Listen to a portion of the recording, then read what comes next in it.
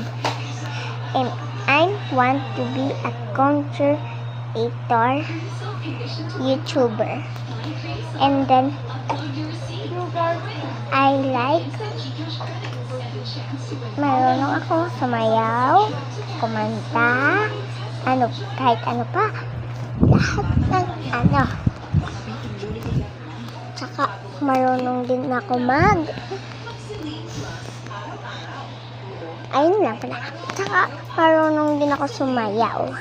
Tapos i-upload ko sa inyo. Ang pangalan ko, Lornea Ronet A. Divera.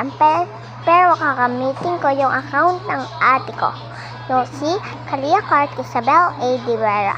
Bye! See you at my another vlog.